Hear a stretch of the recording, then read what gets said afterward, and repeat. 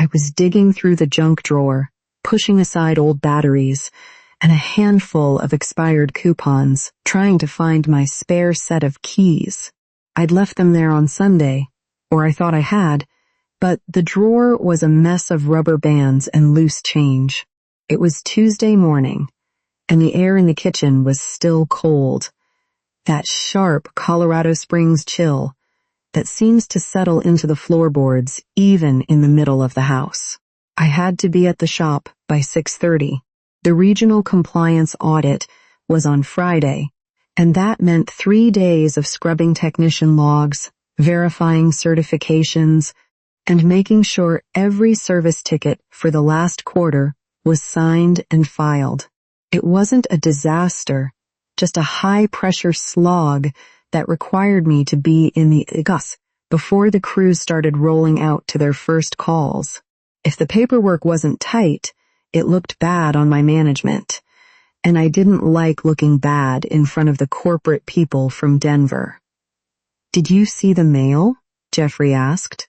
He was standing by the counter, leaning over a piece of toast. He was already dressed for his day, crisp shirt, the look of someone who spent his hours in coordinated meetings and regional sales calls. "I don't know, Jeff. I'm looking for my keys," I said, my voice sounding thinner than I wanted. "I think they're on the entryway table," he said, not looking up. I stepped back into the hall. They weren't on the table. I went back to the drawer, moving a stack of takeout menus. I felt that familiar, tight humming in my chest, the kind that comes when you're already 5 minutes behind a schedule you built specifically to avoid being behind. "They aren't here," I said. "Maybe you left them in your coat," he suggested. He finally looked at me, his expression helpful but distant. "You were wearing the blue one yesterday, right?" I had been wearing the gray one. I stopped and looked at him, then at the coat rack. I reached into the pocket of the gray coat and felt the cold metal. I'd just forgotten. I felt a brief flash of irritation at myself for the lapse, and a smaller, stranger irritation that he'd been so sure about the blue coat. "Found them," I said. "Great. Listen, about tonight, I might be late. I've got that call with the North District team at 5, and it usually runs over. Do you think you could handle the grocery run? We're out of everything." I looked at the clock. If I stayed late to finish the log audits, I wouldn't be home until 6. The grocery store on the way home was always a parking lot at that hour. "I have to get the certifications uploaded by tomorrow," I told him. "I might be late too." "Right, the audit," he said. He nodded, as if acknowledging a fact about the weather. "But it's just a quick trip. I can probably swing by the pharmacy on my way back if you make a list." He didn't ask if I had the energy or if the timing worked with the audit prep. He just assumed the grocery run was a flexible slot in my day, something that could be slid around to accommodate his call. I didn't argue. I just stood there holding my keys, thinking about the 300 tickets I had to verify. "I'll see what I can do," I said. "Perfect," he replied, and he headed toward the garage, already halfway into his own day. I stayed in the kitchen for a second, listening to the sound of his car starting in the driveway. I looked at the empty coffee pot and the crumbs on the counter, and I wondered if he actually thought the groceries just appeared in the fridge on their own. The shop was already humming by the time I pulled in at 6:15.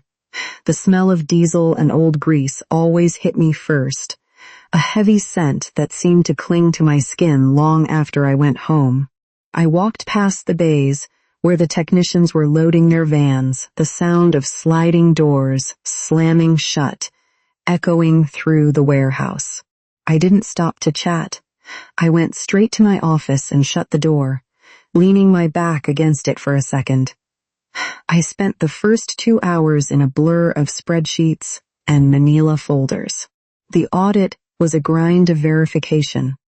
I needed to match every commercial install from the last 3 months, with a signed manufacturer's authorization form. The paper that proved the equipment was installed to spec so we could claim the rebates for the clients. If those forms were missing, the corporate office in Denver would flag it as a compliance failure, and my quarterly bonus would be the first thing to go. Around 9, I hit a wall. I was looking for the authorization for the Henderson project, a big HVAC overhaul for a medical clinic on the south side. I checked the digital portal. Nothing. I checked the physical file. Empty. I remembered a conversation from last Thursday. I'd been exhausted, staring at the Henderson file, and complaining that the vendor, a rep named Marcus, was dodging my emails. Jeffrey had been sitting in the living room with his laptop, probably in the middle of one of his sales projections. "Just let me handle it," he'd said. "I know Marcus. We did a joint account in Pueblo last year. I'll give him a shout and get it squared away for you." At the time, it felt like a relief. I'd let him take it. I trusted him to handle the immediate problem, which was the fact that Marcus wasn't responding to me. I hadn't asked for a confirmation email or a copy of the signed form because I didn't want to seem like I was micromanaging him. I pulled up my phone and sent a quick text. Did Marcus ever send over that Henderson authorization? I can't find it in the file. Jeffrey didn't answer for 20 minutes. When he did, it was short, "Told you I handled it." He said it's all good. I stared at the screen. All good wasn't a signature. All good didn't pass a compliance audit. I called him, but it went to voicemail. I tried Marcus. "Hey, Stephanie?" Marcus answered, sounding distracted. "Yeah, Jeff called me. He said you guys were in a rush and that we could just settle the paperwork during the next quarterly review. He told me not to worry about the hard copy for now." I closed my eyes. "Marcus, I have an audit on Friday. I need the signed authorization for the Henderson job." "Now." "Oh," Marcus said. "I thought Jeff said it was a non-issue. Look, I'm on a job site in Monument. I can get it to you by the end of the week, maybe?" "I can't do the end of the week," I said. "I need it by tomorrow morning. I'll see what I can do," he replied, and the line went dead. I sat there in the silence of my office, the hum of the warehouse continuing outside my door. Jeffrey had solved the problem by removing the friction, the annoying back and forth of chasing a signature, but he had done it by waving away the actual requirement. He'd treated the paperwork. I spent the next hour staring at the Henderson file, the silence of the office feeling heavy. I wanted to call Jeffrey back and tell him exactly why all good was a disaster, but I knew how that conversation went. He would tell me I was overreacting, or that he'd already fixed it, and then I'd spend another hour wondering if I was the one being unreasonable. Around 4, Dave, one of my senior techs, knocked on my door. He was holding a clipboard and looking a bit sheepish. Dave had been with the company for 12 years. He knew the systems better than the people who wrote the manuals. And he didn't need me to hold his hand. "Hey, Steph, I saw the schedule for tomorrow's residential calls was a mess," he said, stepping inside. I went ahead and swapped Miller and Sarah. Miller's closer to the north side, and Sarah's got the newer van with the high-efficiency vacuum. It'll save them about 40 minutes of windshield time. I already texted them both, so it's already handled. I looked at the clipboard. He was right. It was a simple fix, something I should have caught when I was drafting the route on Monday, but I'd been too tired to see the overlap. "Thanks, Dave. I appreciate it," I said. "No worries. You look like you're fighting a ghost in here. Everything okay for the audit?" "Just some missing paperwork," I said, leaning back in my chair. "I'll be fine." I didn't tell him that my husband had essentially told a vendor to ignore the rules of my job. I didn't want to explain the dynamic. The way Jeffrey stepped in to help by removing the very constraints that kept my professional life from collapsing. I just thanked him again and watched him walk back to the bays. It was a small thing, but for a moment it felt good to be in a place where things were solved correctly the first time. Then I looked at the clock. It was 4:45, the grocery run. I drove home in a haze, the late afternoon sun hitting the windshield at an angle that made me squint. I didn't go straight home. I stopped at the store on the edge of town, the one with the sprawling parking lot that always felt like a battlefield around 5 o'clock. I stood in the produce aisle, staring at a stack of bell peppers, and tried to remember if we needed the red ones or the green ones. I didn't have a list. Jeffrey had said he could swing by the pharmacy if I made a list, but he hadn't actually given me one of his own. He just assumed I knew what the house was out of. I spent 10 minutes wandering the aisles, guessing at the staples, wondering if we still had milk, or if the carton in the fridge was just a few splashes of white liquid and hope. By the time I got to the checkout, my lower back was aching from the tension I'd been carrying since 6:30 that morning. I felt a strange, simmering resentment toward the woman in front of me who was arguing over a coupon for dog food. I wasn't angry at her. I was angry that I was here in a fluorescent-lit store doing a mental inventory of the pantry while Marcus the vendor was probably already heading home for the day, and the Henderson authorization was still missing. I loaded the bags into the trunk, the plastic handles digging into my palms. I felt like I was performing a role, the manager at work, the provider at home, and neither role seemed to have any room for me to just be tired. When I pulled into the driveway, the house was quiet. I walked through the front door, the chill of the hallway hitting me again. Jeffrey was in the kitchen, his laptop open on the table, a glass of water next to him. He looked up and smiled, that easy, coordinated smile he used for clients. "You made it," he said. "How'd the day go? Did you get that form?" I didn't answer him right away. I just started unloading the bags, the sound of the plastic crinkling loud in the quiet room. "I'm still waiting on Marcus," I said, my voice flat. "I'm sure it'll turn up," he replied, already looking back at his screen. "Anyway, I've got a few more emails to send before I can relax." I set the last bag of groceries on the counter and walked out of the room without saying a word. I went into the bedroom and sat on the edge of the mattress, still wearing my work pants.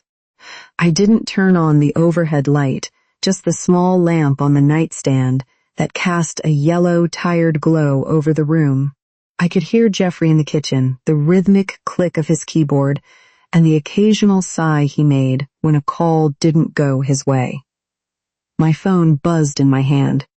It was an email from the office manager at the Henderson clinic, a woman named Mrs. Gable, who didn't suffer fools, and certainly didn't like waiting on her money. "Stephanie, we checked the rebate portal this afternoon.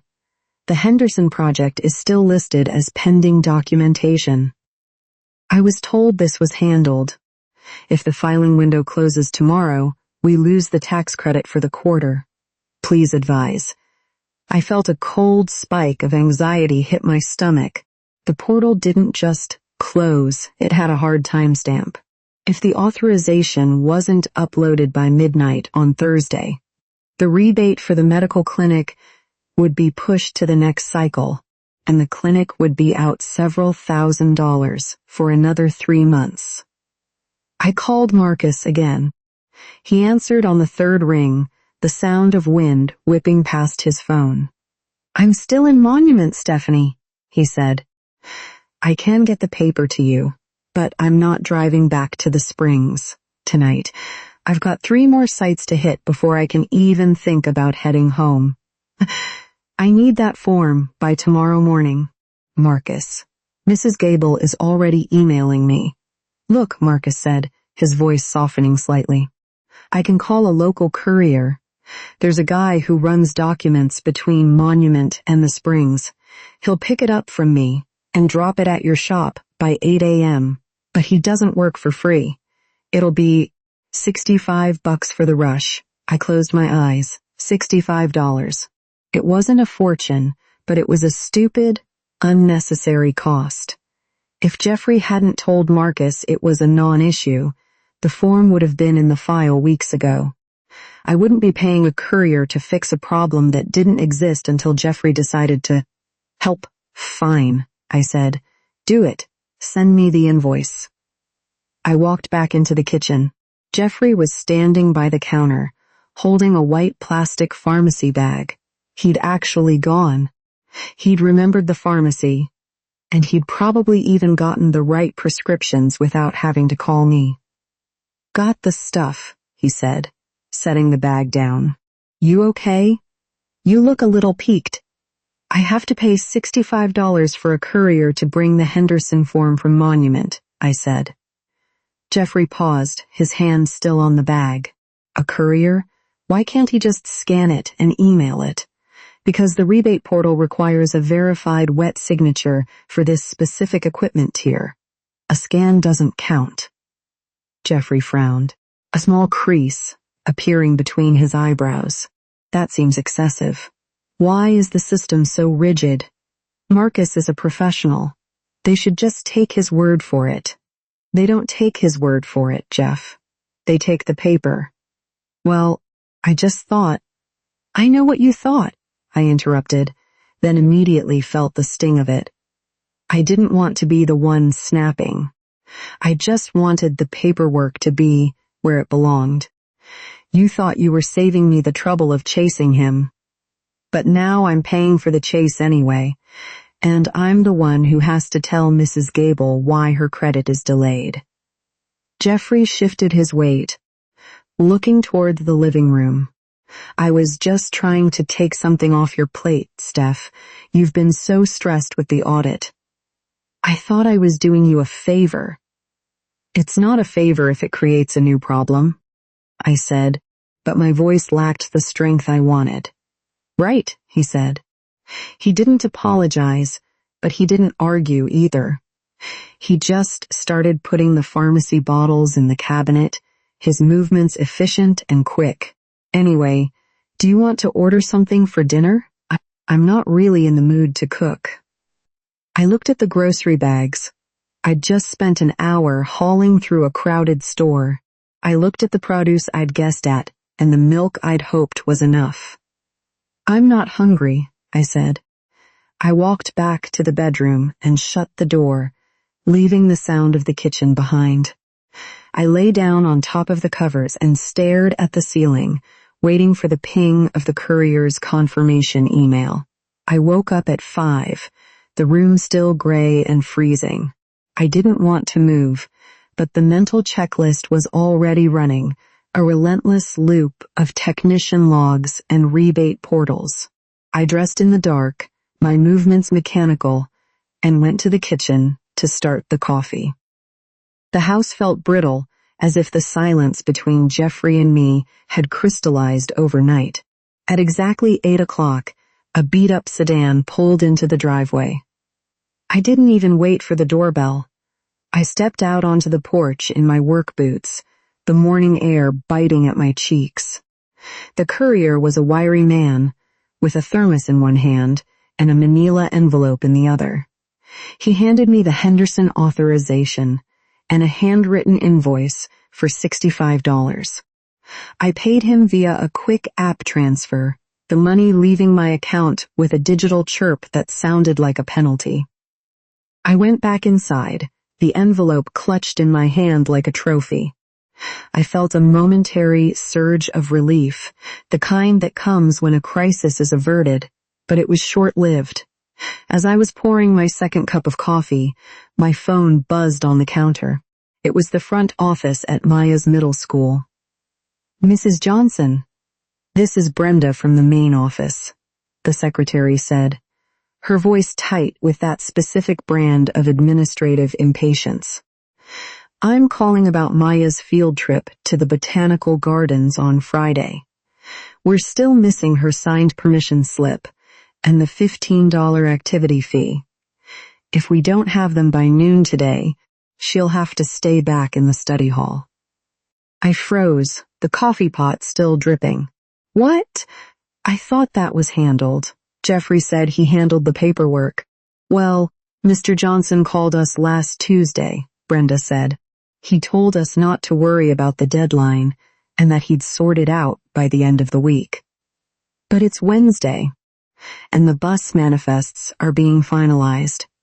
We can't just sort it out with the district's transportation office.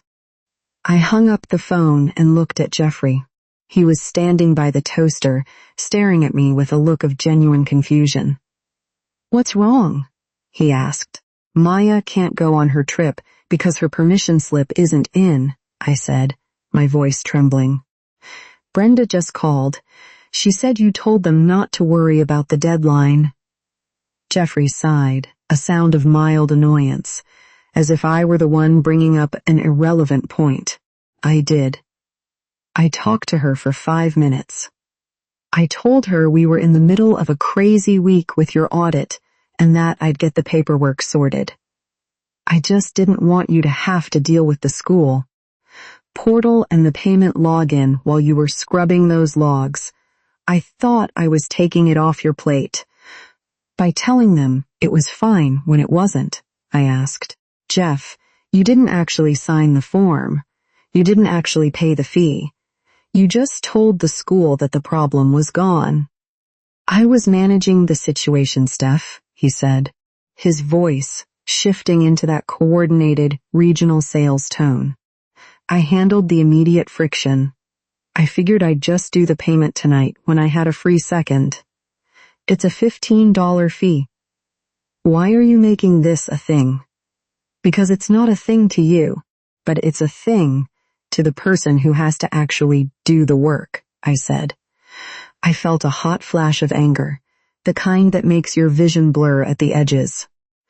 You don't manage a permission slip by promising it will happen. You manage it by signing the paper. You did the exact same thing with Marcus and the Henderson form.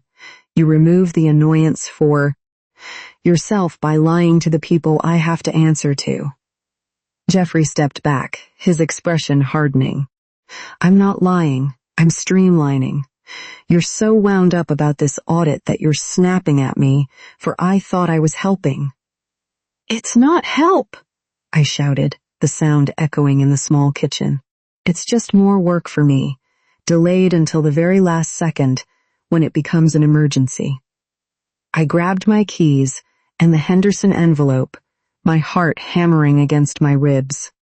I didn't wait for him to respond. I walked out the door and slammed it behind me, the sound sharp and final in the cold morning air. I spent the first hour at the shop in a state of vibrating tension. I uploaded the Henderson authorization to the portal, watching the status bar crawl across the screen until it finally clicked from pending to verified. I sent a short, professional email to Mrs. Gable letting her know the credit was secure. The relief was immediate, but it felt thin, like a layer of ice that could crack if I stepped too hard. By 10, the adrenaline from the fight had worn off, leaving me with a dull, throbbing headache. I sat at my desk staring at a stack of technician logs, but my mind kept drifting to Maya. She was 12. She didn't know about the permission slip, but she'd be devastated if she was the only one left behind in study hall while her friends went to the gardens. I tried to log into the school's payment portal on my phone. I entered the password I thought we used, the one with our anniversary and the dog's name, but it returned an invalid credentials error. I tried a variation, nothing. I realized with a sinking feeling that Jeffrey must have changed the login or created a new account. When he handled the communication with Brenda, I called him. He answered on the second ring, his voice sounding breezy, as if the morning hadn't happened. "Hey," he said. "I can't get into the school portal," I said. "What's the password?" "I don't know. I think I just used the guest checkout or something," he said. "Look, Steph, are we still doing the thing where we're mad? Because I've got a meeting in 10 minutes, and I really can't be in this headspace." "I'm not doing a thing, Jeff.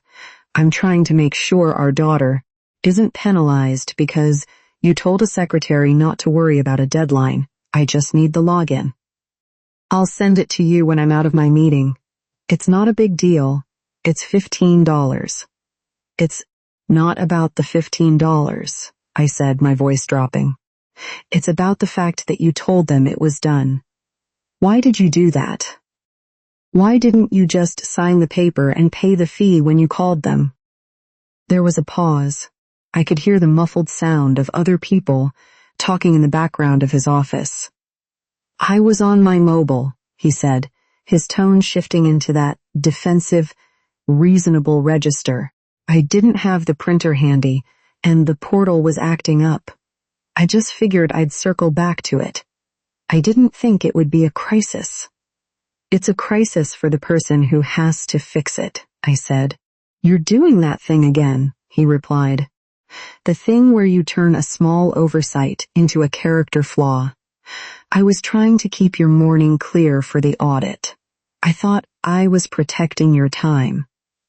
"You weren't protecting my time, Jeff. You were protecting yourself from the annoyance of a 5-minute task, and you did it by promising a result you hadn't actually achieved." "That's a bit dramatic, don't you think?" I didn't answer. I just hung up. I spent the next 20 minutes calling the school office back. Brenda was still impatient, but she eventually walked me through a password reset. I paid the $15 and digitally signed the slip, feeling a strange, bitter satisfaction as the confirmation email hit my inbox. I had fixed it. I had removed the friction. I had done the actual work. For the rest of the day, I worked in a focused, cold silence. I didn't check my personal texts. I didn't look at the family calendar. I just processed the logs, one by one, matching names to dates and signatures to equipment. When I finally pulled into the driveway at 6, the house was warm and smelled like the takeout Thai food Jeffrey had ordered. He was in the living room, looking relaxed, his tie loosened. "Dinner's here," he said, gesturing to the bags on the table. "I got the pad thai you like." I walked past him and went straight to the kitchen to put my bag down. I didn't look at the food. "Did you get the confirmation from the school?" he asked. "I did," I said. "I handled it at 11. See? No harm, no foul," he said, his voice light. "Everything worked out." I stopped and looked at him. He truly believed that because the outcome was successful, the process didn't matter.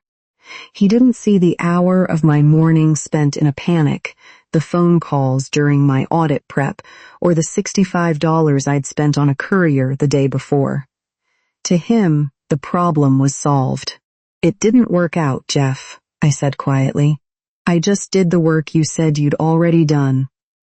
He opened his mouth to respond, but I didn't wait for the explanation. I walked into the laundry room and started a load of towels, the heavy thrum of the machine filling the space between us. The audit ended on Friday afternoon with a lukewarm handshake from the corporate rep and a looks good that felt like a miracle.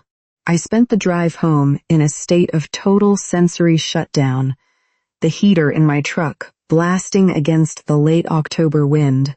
I had passed, but the cost was a level of exhaustion that felt structural, like my bones had been replaced with lead.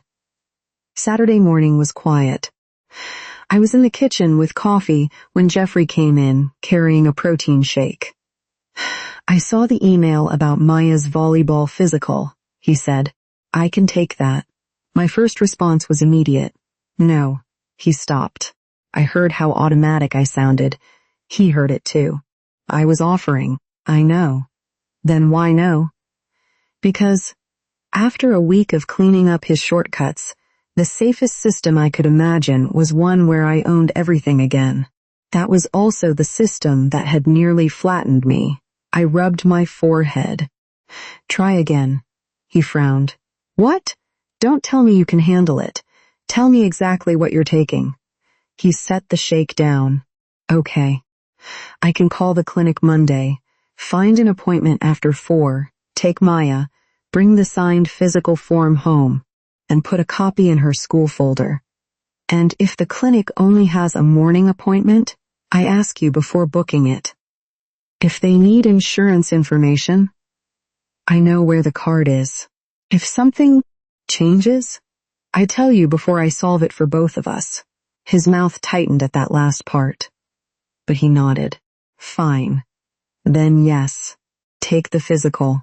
He looked almost disappointed that the conversation had not turned into a larger fight. On Monday, the clinic only had a 3:20 appointment. Jeffrey texted me. They have 3:20 Tuesday or 4:40 next Thursday. Thursday misses the coach's preferred deadline by a day. Which trade-off do you want? I stared at the message longer than necessary. There it was. Not a finished decision. A choice. I wrote, ask the coach if Thursday is acceptable before booking anything he did. The coach said Thursday was fine. Jeffrey booked Thursday. Nothing exploded. Maya got her physical. I did not print the form. I did not call the clinic. I did not check behind him until Friday morning when I saw the signed copy sticking out of Maya's school folder. That part was harder than it should have been. A week later, Jeffrey tried his old method again. He changed one of the technician routes at the shop after hearing me complain that Sarah's van was losing too much time crossing the north side. He sent me a cheerful text saying he had already rearranged 2 stops. I called him. You don't manage my dispatch board, he went quiet. I was trying to save windshield time, I know, and the route may even be better. But you don't have the customer windows, the warranty priority, or the parts list. I thought you'd appreciate it. I appreciate the idea. I don't appreciate the decision. There was a pause. Then he said, do you want the route idea or not? Yes. Send me the idea. So he sent it. Sarah and I looked at it. One half worked. The other half did not. We used the half that worked. That became the part Jeffrey struggled with most. An idea could be useful without giving him ownership of the decision. I struggled with the reverse. If he owned a task, I had to let him do it differently. He took over Maya's sports administration for the rest of the semester. Once, he forgot to attach a receipt to a reimbursement form and had to drive back to the athletic office. Another time, he signed up for a physical date that meant he missed the first 20 minutes of a sales call. I did not rescue either mistake. I also did not treat either mistake as proof that he was incapable.